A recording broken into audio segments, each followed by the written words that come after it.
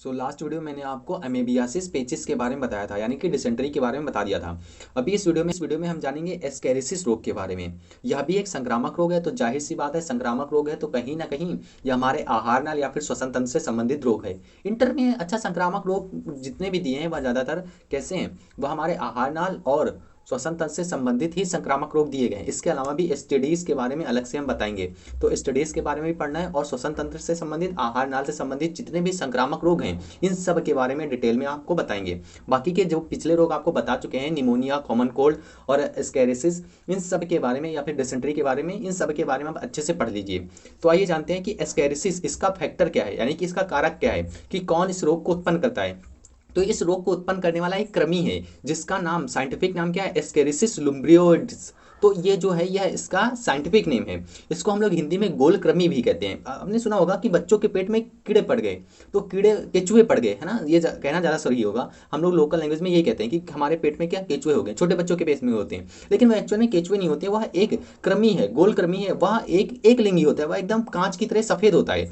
ठीक है, तो यह क्या है, यह एक एस्केरिसिस रोग होता है। ठीक है, और यह परजीवी है, जाहिर सी बात है, इसलिए वह दूसरे की बॉडी में रहता है। यह रहता कहाँ, यह हमारे आंतों में रहता है, और हमारे आंतों में रहता है, और वहीं पर बचा हुआ जो हमारा भोजन होता है यह उसी को खाता है, डाइजेस्ट करता है, और हमारे आंतों में अपनी संख्या को वृद्धि करता है। तो समझ गए कि नहीं। तो एस्केरिसिस क्या है, यह एक संक्रामक रोग है। किससे संबंधित है, हमारे पाचन तंत्र से संबंधित है। पाचन तंत्र के किस अंग से संबंधित है, तो हमारे आंतों से संबंधित है। समझ रहे कि नहीं। इसका नाम क्या है, एस्केरिसिस लुम्ब्रियोइड्स। ठीक है, यह एक गोल कृमि है, यह एक परजीवी भी है। आगे देखिए, वाहक क्या है, तो जाहिर सी बात है इसके जो अंडे होते हैं, जब हम लोग मल त्याग करते हैं तो इसके अंडे होते हैं, वह अंडे मक्खियों के द्वारा एक स्थान से दूसरे स्थान पर जा सकते हैं, और किसी दूसरे के भोजन पर बैठकर वह मक्खियां इस रोग को उत्पन्न कर सकती हैं। तो अगर वाहक की बात करें तो संक्रमित प्रदूषित भोजन, वह जल में उपस्थित इसके निषेचित अंडे, तो जितने भी इसके अंडे होते हैं, जब हमने मल त्याग किया, अब वो मल में क्या है, इसके अंडे होंगे, इसी के गोल कृमि के अंडे होंगे, और वह हमारे अगर भोजन में जाएंगे, हमारे पानी में जाएंगे, किसी भी माध्यम से अगर चले गए तो वह किसी अन्य व्यक्ति के अंदर रोग उत्पन्न कर सकते हैं। तो वाहक यहाँ पर समझ गए कि नहीं।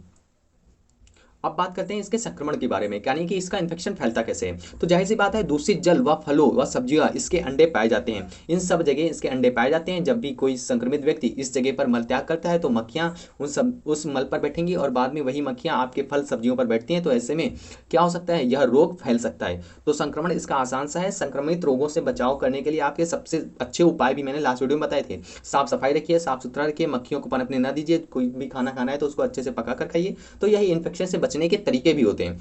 आगे देखिए इसके लक्षण क्या होते हैं। जब भी यह रोग होता है तो आपको कुछ लक्षण दिखाई देंगे, जैसे कि पेट दर्द होगा। जाहिर सी बात है, आपके आंतों में क्या है, एक गोल कृमि है, एक परजीवी है, तो आपका पेट दर्द करेगा ही करेगा। आपको उल्टियां भी आ सकती हैं। सिर दर्द व चिड़चिड़ापन, बच्चों में बहुत देखा गया कि उनका सिर दर्द होता है और चिड़चिड़ा ही हो जाते हैं वो। ठीक है, और अपच, यानी कि आप जो भी खाना खाते हैं वही सारा डाइजेस्ट कर सकते हैं, उसके जो न्यूट्रिशन होते हैं वो आपको मिलते ही नहीं, है ना।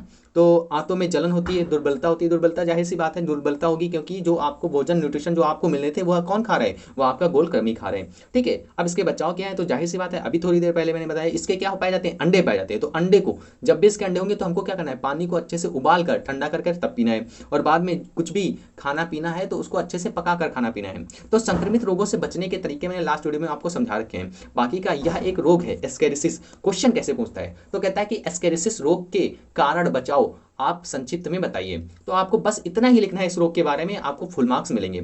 इसके अलावा अगर आपको एक्स्ट्रा नॉलेज गेन करनी है तो आप बुक्स का सहारा लीजिए, लेकिन अगर मेरी मानिए तो मेरे नोट्स बनाइए और नोट्स से पढ़िए। नोट्स से टू द पॉइंट आपको यही लिखना है और इसी के नंबर मिलते हैं। ठीक है, बाकी का बुक्स में तो आपको बहुत लंबा चौड़ा मिल जाएगा देखने को।